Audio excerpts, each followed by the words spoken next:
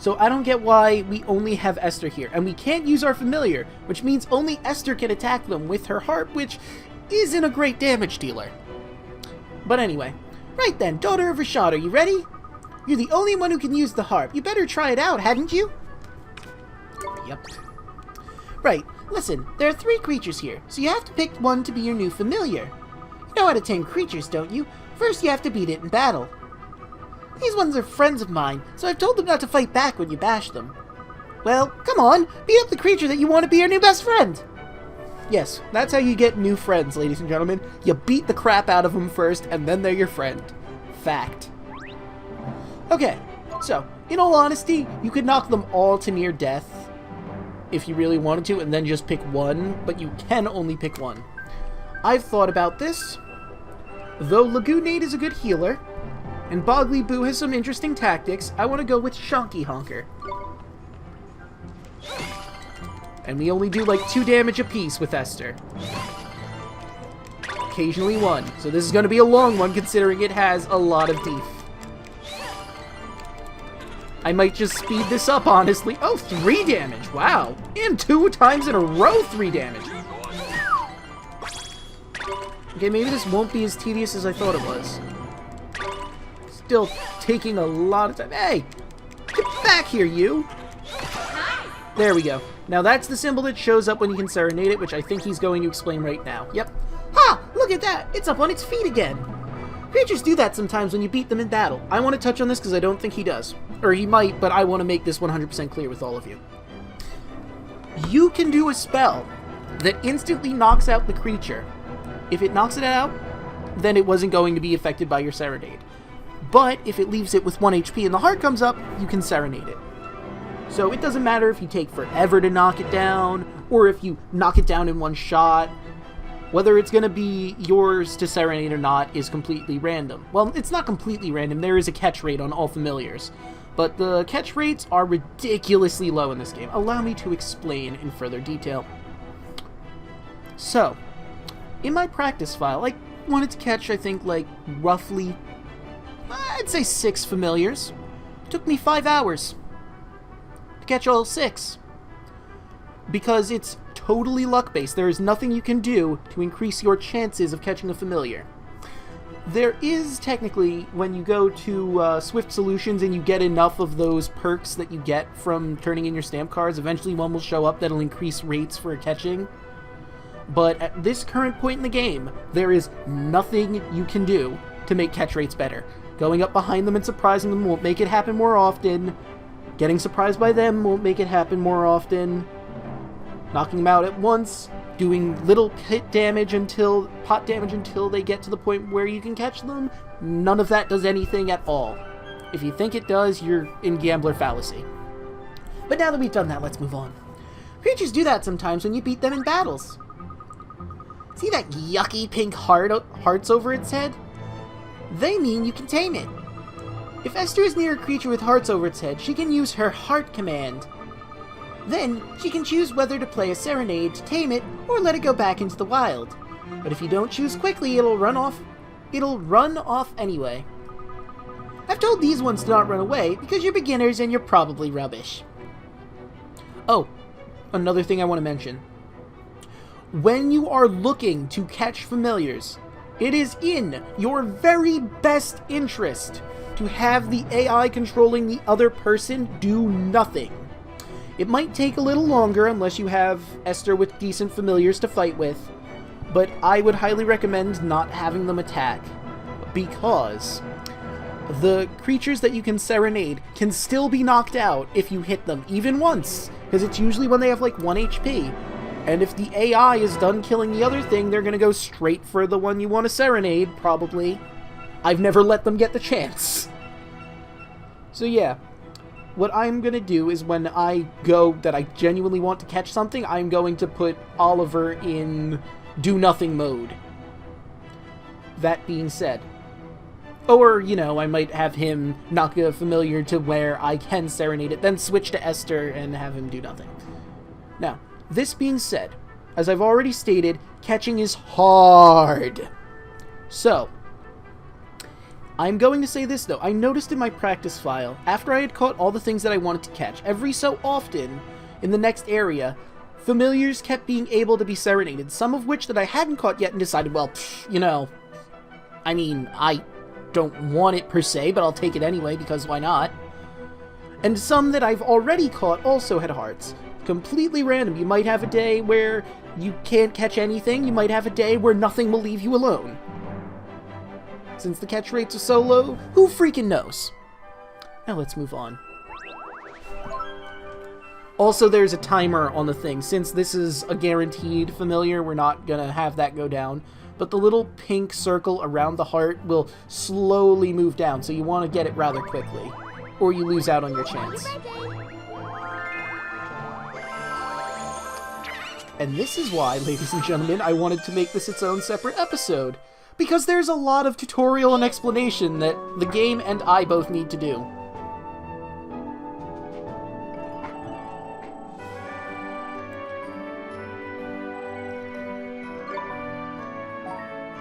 Okay, now.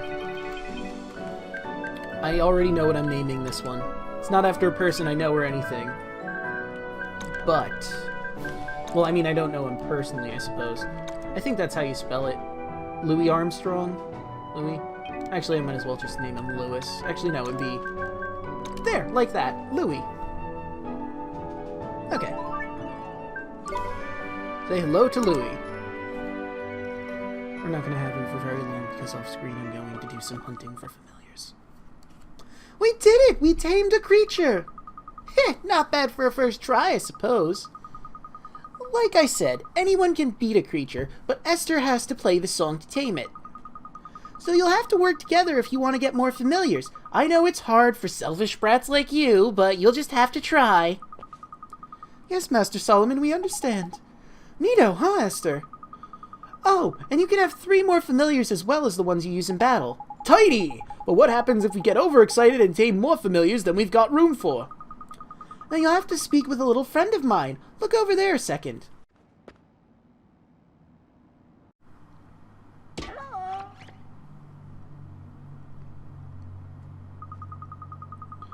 What a funny-looking little thing. Is he a familiar, too? Don't be stupid. That's the rep from the Familiars Retreat. He'll take any familiars you don't need off your hands and keep them safe at the retreat. Oh, that's useful. Looks like you'll be keeping busy then, eh, Esther? I'm looking forward to it. I can't wait to see what kinds of creatures there are out there to tame. You can find a Familiars Retreat hole in every town you visit. And even some dangerous places, too. We've actually seen some throughout the game. Near all of the save stones, there is a Familiars Retreat in the dungeons. I think I've seen some in places we've already been. Indeed, you have, Oliver. I was just saying that. Hang on. Look, your familiar's ready to metamorphose. Meta what? Blimey, do I have to teach you about that as well, do I? You don't know anything. Fine. I'll teach you about metamorphosis, too.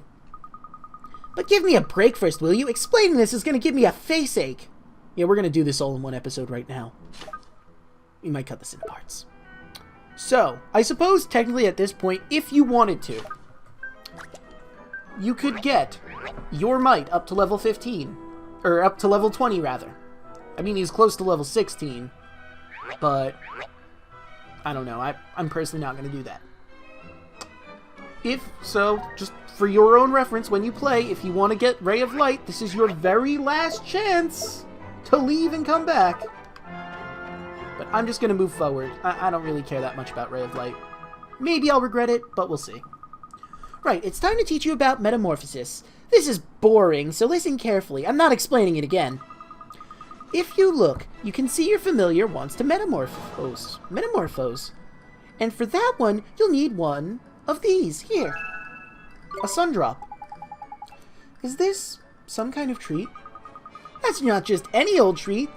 Look, just try it, will you? I'm bored of talking. Give it to that mite you've got there. Feed it to him in the creature cage, you mean? Okay, here it goes. So every creature, depending on what its next form will be, will require a drop of some kind. He'll roughly explain this, I think, but I'm going to explain it too. You start with the regular drop. In this case, a sun drop. But if you want to evolve him from this Well, actually, I should explain it this way. Do I have... Oh, I do have some chocolate. You know what? I'm going to give him that one chocolate that I have just cause. While we're here. Give him some excitement while I try to explain something. Oh, I thought that was going to put him over the edge for familiarity. Oh, well. Anyway. So, as I was saying, the way creatures evolve in this game, your familiars evolve to their first step, and then, as we've seen, they have 2 different phases, right? They've got the other 2 forms aside from the first form they evolve into. Well, you get to choose one or the other for every single familiar. And depending on what sign that familiar is, you use a different drop. If it's a case where they're all the same sign every familiar, it's you use the same drop to evolve them, but you have to choose one or the other. It'll give you the choice. That being said, you need jumbo drops to go from the stage we're going to evolve Sercorit to the next phase. For the first phase, just this will be fine. And see, it gives you the little display here. It shows you, here's the tricks that he's not going to be able to learn unless you evolve him, or these are the tricks that he's going to learn unless you evolve him right now. If we evolve him, he gets these. Now, the reason I said you don't want to evolve in level 50, aside from it being ridiculously time-consuming, I think the ability he gets at level 50 is Fling Flame. Anyway, so it's worthless to do that. The other reason why it's worthless, when you evolve a familiar from this phase to this phase, they get to keep 10% of their stat gains that they've gained while they were this form. Now, since it's 10% for each one, you get 10% from the regular Might to Mighty Might, and you get 10% from Mighty Might to the next one, which means they're only getting 1% of the first form, so it's not worth it to level them all the way to max level and then evolve them for first form. It is, however, worth your time if you want to go that extra mile to get your second form all the way to its max level and then evolve it. Just throwing that out there. You can do whatever the hell you want, though. I'm not your boss. Sorry for making you wait, Sercorit. I had to explain to everyone. Because the game doesn't really explain it. It explains you can do whatever you want, but I wanted to explain the benefits of, you know, leveling all the way up. Anyway, Sercorit metamorphosed into a Mighty Might. The number of different tricks Sercorit can perform in battle increases by 1.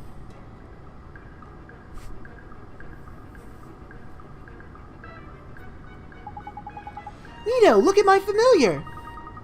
That's metamorphosis. When a familiar gets big enough, you can feed it special treats to make it change to a new version. Metamorphosis, got it! When familiars metamorphose, they get stronger, look different, and learn better tricks. They also get to gobble up more gems, meaning you can teach them even more tricks, and we haven't really seen any gems, so I'm not going over that. The treat you need to feed a familiar to make it metamorphose depends on its sign, something you never would have worked out on your own. Oh, and here's another piece of priceless wisdom you don't deserve. When familiars metamorphose, they go back to level 1. But that doesn't mean you're back at square one. Once you train them up, they'll be much more powerful than they were before. Whether you metamorphose your familiars or not, it's up to you. Some idiots prefer to stick with what they've got. Do what you want, I don't care. Now, you don't need anything else explaining. That seems weird grammar, but okay. Now, you don't need anything else explaining, do you? You're fine with what I've told you, right? Yes, Master Solomon. Good. I hate explaining all that stuff. Anyway, if you want to hear all the boring details again, you can just ask that boring old telling stone you've got there. Did somebody say my name? Eek! It's as His Supremacy says. I can replicate his explanation in minute detail at any time you choose. You only need ask and... Boring! Ugh, you haven't changed. Anyway, now you know how it all works. You can get out there and tame loads of familiars and make them metamorphose. Thank you very much, Your Honor. Ta, your primitude! Right, where to next, then? Can we go back to Alma Moon quickly? I want to see how my father is getting on. Sure, we can ask him about the other great sages, too. Goodbye, Master Solomon. Thanks for everything. Don't mention it. I mean it. Shut up and get lost! I really like him. Before we do that, there's a couple things I want to do, and then we're ending the episode. First, I want to go to the Familiar's Retreat. I'm not going to replace anyone or get anyone get rid of, but there's something you get from it. Hello, hello, hello! I'm your friendly Familiar Retreat representative. A pleasure, I'm sure. If any of your familiars are proving to be a burden, just let us know. We can take up to 400 of the little blighters into our care. Today, as a first-time visitor, you're entitled to a very special introductory gift. You lucky devil. Enjoy, enjoy, enjoy. 3 vials of Great Sage Secret. These are immensely important to get. They fully heal your HP and MP, so save them for a rainy day.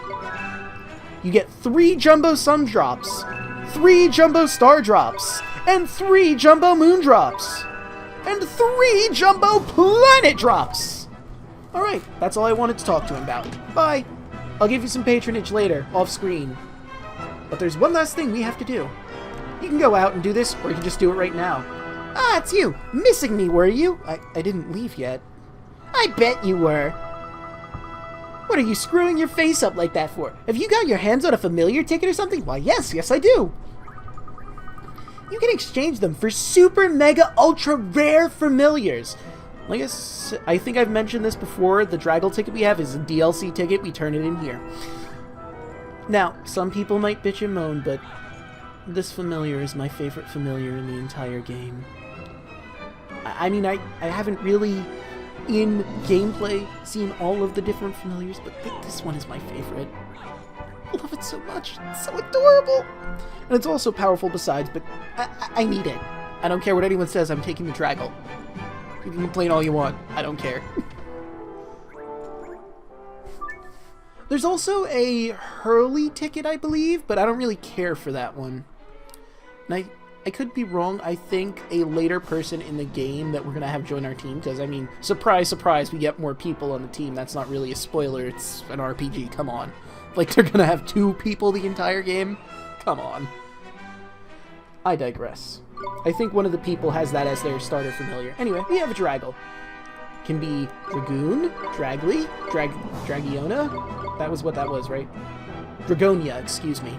Well, I don't like any of those names. Look how adorable it is! It's got those little green eyes and those eyelashes. I can't stand it. I'm sorry. I can't help myself. Look at it, and that's only the still image. Wait till you see an actual battle. I can't stand it. It's too cute. Too dang cute. Anyway, I'm naming it Angelus after the red dragon in Drakengard.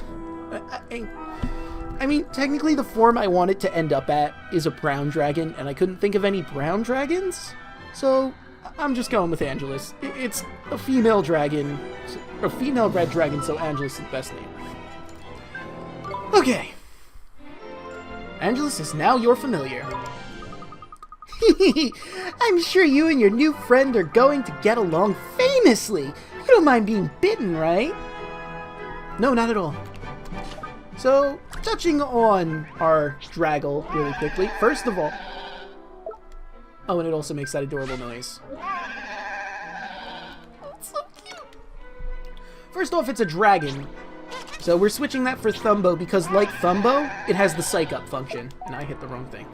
It also knows Phantom Fangs, which, though uses a lot of MP to cast it, it does a decent chunk of physical damage. It'll also learn Whirligig relatively soon at level 7, and Whirligig is a storm move, which means now that I've moved my lovely Drago Angelus, who's flippin' adorable, to Oliver in the front lines, we're gonna have a storm move on Oliver finally, so Oliver will have full arcane coverage. He'll have fire and water and sort. Well, I suppose he doesn't technically have light and darkness on anything yet, but we have the main 3 that normally show up, at least in early game as far as I'm aware. She'll also eventually learn Hot Huff at level 16, but I'm not too, excited over that because Sarkor will also learn a fire move relatively soon. What's his magical attack? 15. Minus 66. My fire attacks will just be better. We also have to get, Angelus up a few levels and get her equipped. She uses fangs, and axes are her weapon of choice. So we're going to have to get more fangs for her defense-wise, but offense-wise, we can get an axe relatively soon as well. But with that all said and done, we're going to end this episode here. And in the next one, we're going to head back to Alma Moon. See you guys then.